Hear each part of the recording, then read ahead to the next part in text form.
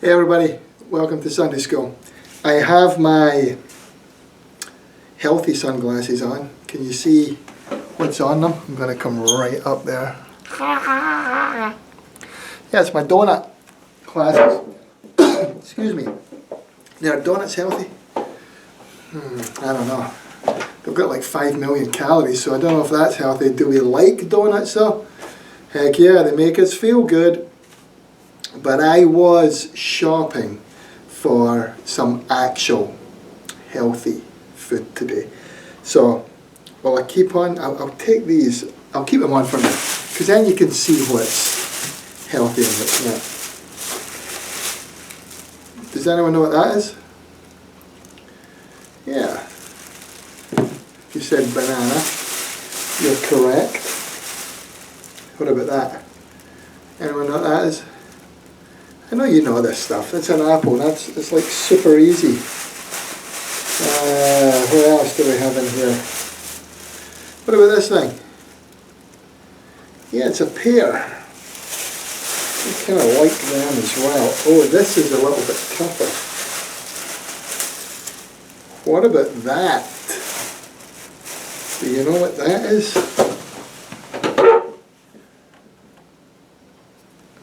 If you said mango, then you're right. I'm going to put up a few pictures because they're still all kind of easy. I'm going to put up a few pictures of other kind of fruits that might get harder, and we'll see if you know what they are. What do you think this is?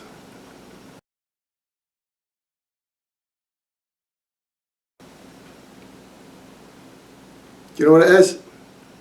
That was a lime. Okay, what about this thing?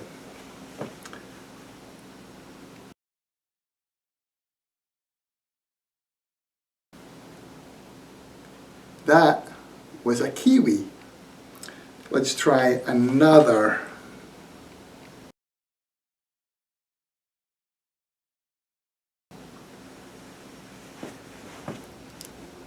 That was a papaya. Okay, we're going to get harder and harder here. What do you think this one is?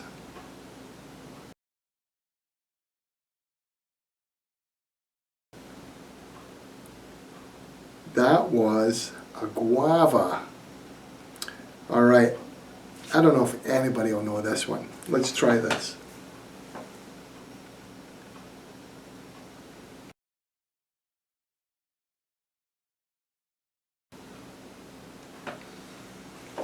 It's a passion fruit. Did you know that? You ready for another one? What's this thing?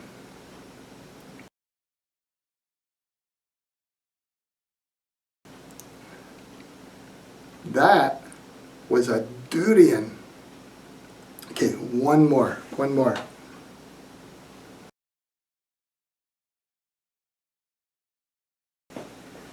That weird thing is called an ackee. There's tons of different kind of fruits and all over the world that people eat. We know these ones, the apples and the bananas and the pears, but there are all sorts of different kinds of fruits. But there are fruits that the Bible talks about. Now we have been, I really need to take those off. We have been talking about Paul and his amazing adventure and his tour around what to him would have been the known world back then, and all the different places that he visited. And also we've been looking at some of the letters that he wrote. Now Paul wrote a letter to the church in Galatia, and we call it Galatians because that was the name of the people that lived there in Galatia. So he wrote this letter to the Galatians, and in it he described how maybe people would know we are believers, that we're followers of Jesus. Now, how do you know a banana tree? Because there's apples growing on it. Of course not.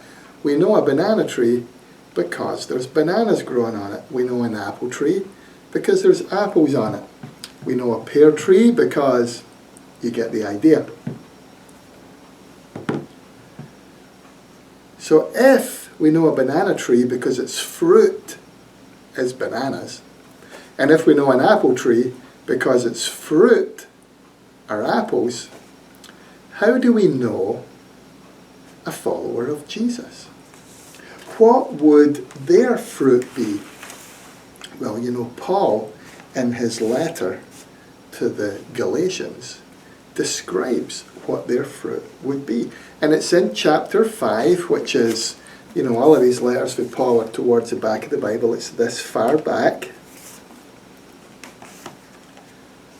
So Paul has a description of what the fruit is of someone who's living a life following Jesus. And this is what he says. He says the fruit of the Spirit is love. We talk about love quite a lot. Joy. We talk about joy quite a lot. Peace. We also talk about that. Patience. Kindness. Generosity. Faithfulness. Gentleness. And self-control. Now, you probably know a song that goes with that. We sing it when we're little sometimes. But all of those things are like the fruit of people who follow Jesus, which is kind of cool. Love is something we know all about. We should love each other. Joy is something we should know all about also. It can also mean grace, and the word that's used for that. It's like a form of happiness. Peace is kind of like the Hebrew word shalom, which means we are complete. We are at one. It's like the opposite of going crazy, the opposite of chaos. And patience just means we don't kind of lose our temper so quickly, that we are able to keep our temper at bay and have strength and endurance when it's needed. Kindness, I think you know what that means. It doesn't necessarily just mean being nice to people, regardless of what they do, but it means acting for the good of everyone. So whatever we do is good for other people. What was the next one? Generosity. Goodness and kindness also kind of go hand in hand sometimes, but generosity is when we are sharing that goodness and that kindness and that joy with others. Faithfulness just means we stick with something. We are committed to something. We're committed to someone. Gentleness, you know, sometimes people in the Bible translate that as meekness, and we sometimes think it's a weakness, but it's not that. Gentleness is like a strength in knowing who you are, and a strength in an under control kind of strength. That is really what the word gentleness means. And self-control just means that we have command over who we are and our actions and what we say and things like that. So that's kind of what it means.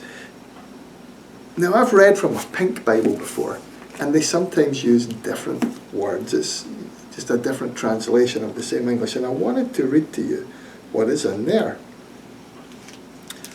What happens when we live God's way? He brings gifts into our lives, much the same way that fruit appears in an orchard. And this is how they describe it. Affection for others, exuberance about life, that was joy. Serenity, we develop a willingness to stick with things, and a sense of compassion in the heart, and conviction, and a basic holiness that permeates all things. Oh wow, we find ourselves involved in loyal commitments, not needing to force our way in life, able to marshal and direct our energies wisely. Maybe it's easier for us just to say love, joy, peace, patience, kindness, generosity, faithfulness, gentleness, and self-control. Those are all the fruits of the Spirit. So, I wonder if you have one of these resource sheets. Do you have this? Now, for a plant to grow, imagine this is like box 1, 2, 3, 4, 5, 6. For a plant to grow, I would like you to write to draw maybe the different things that happen in those boxes. If we start with, let me see, we've got some I'll make this the ground. And if we were to start with some seeds being planted in the ground, can you see that? What would need to happen before we got to a beautiful plant growing? Oh, here's green.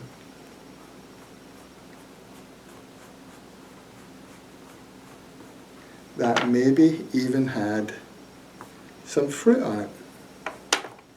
So what things would need to happen between the seed being planted and the final plant being there?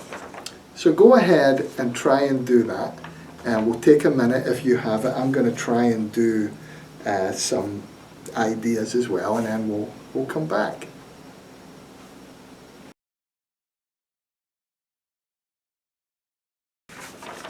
Did you fill out some things? Here's some things I thought, and you might have something different, and that's okay. So I have here, we need to water the seeds. And then I thought maybe some sunshine would help, and then maybe some rain would help. And this is not a great picture, but those are weeds at the side of the plant, and I thought maybe we could weed the plants, and that weed around the plant, and that would help it grow. So perhaps that is a way that we can get from seeds to plant, and that could be how it happens. But if it was, imagine us from being little or being new to following Jesus to showing the fruit of the Spirit, what kind of things might we like to do?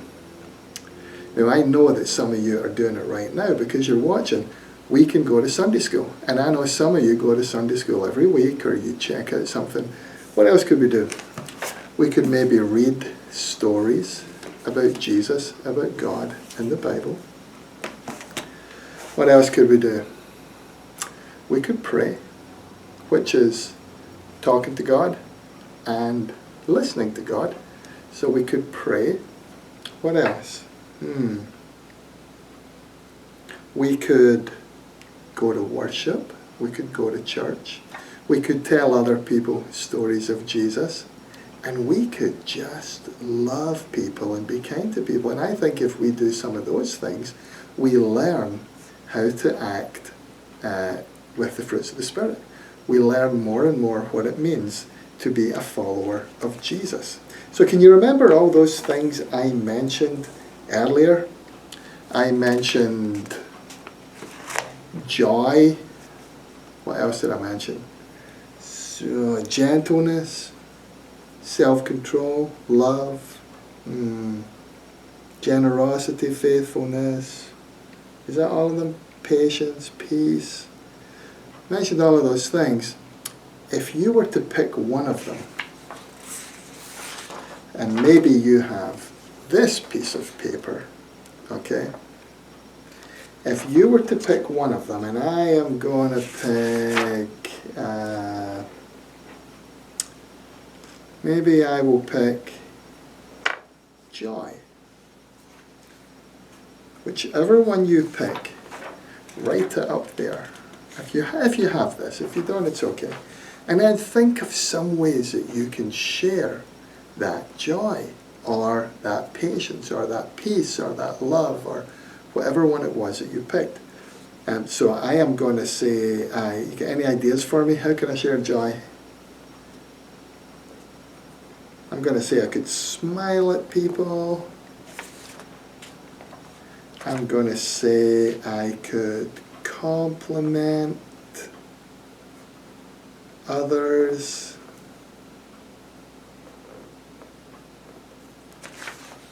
So if I probably can't read that. If I compliment others, I am sharing some joy with them. What else could I do to bring joy? I think if I pray, and if I sing, and if I worship God, that brings joy not just to me, but also brings joy to God. So I'm going to say worship God. So I could smile at people, I could compliment, it just means say nice things to other people. And I could worship God. I think that's all good ways to bring joy. So if you have one of these, pick one of those things.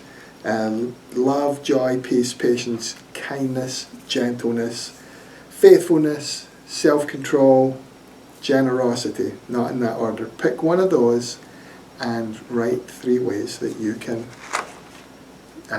share that fruit of the Spirit with others. All right, so my challenge to you this week is simple. What is your fruit going to be? I challenge you to make your fruit love, joy, peace, patience, kindness, generosity, faithfulness, gentleness, self-control. Let's show those things to other people. Let's show those things, because when we show those things, it is the fruit of following Jesus. And people know we're Jesus followers. So even when we're stuck at home, even when we're maybe just hanging out with our family, we can still show all of those fruits of the Spirit. So be the kind of tree that grows that stuff. And at the same time, eat some of this stuff, because it's good for you. You don't always need to eat this stuff. Hey, I miss you guys. I can't wait till you're all back in church together, and where we get to hang out face to face. But until then, thanks for watching Sunday School again, and I will see you all next time. Remember, wash your hands, cough into your elbow. Take care, everybody. Peace to you.